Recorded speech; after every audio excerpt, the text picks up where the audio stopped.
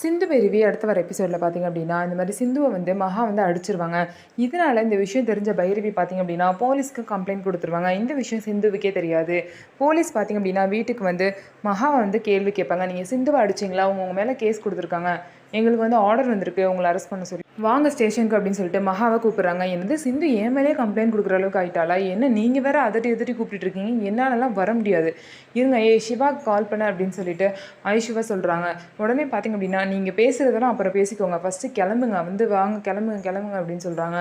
ஆனால் எவ்வளோ வந்து மகா போராடினாலும் எவ்வளோ வந்து போலீஸே மிரட்டி பேசினாலும் பார்த்தீங்க அப்படின்னா அவங்க போலீஸ் வந்து மகாவை கூட்டிகிட்டு போகிறதுலே இருக்காங்க. மகாவோட தம்பி எஸ்ஐக்கு பார்த்தீங்க அப்படின்னா என்ன எங்கள் அக்காவே இது பண்ணுறீங்களா, உங்களை என்ன பண்ணுறேன்னு பாருங்கன்னு சொல்லிட்டு போலீஸே மிரட்டவும் பார்த்தீங்க அப்படின்னா அவங்களே வந்து அடிச்சிருவாங்க. எஸ்ஐக்கு வந்து போலீஸ்கிட்ட அடி வாங்கிடுவாங்க.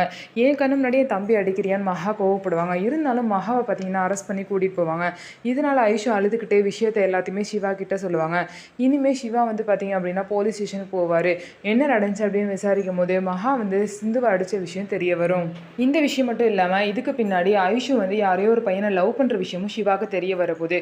இதுக்கப்புறம் ஐஷுவோட என்ன நிலைமை என்ன ஆக போகுது அப்படிங்கிறத நம்ம வெயிட் பண்ணி பார்க்கலாம். ஸோ நம்ம வீடியோ உங்களுக்கு பிடிச்சிருந்தா நம்ம வீடியோவை லைக் பண்ணிக்கோங்க, மறக்காமல் நம்மளோட சேனலை சப்ஸ்கிரைப் பண்ணிவிட்டு பாருங்கள்.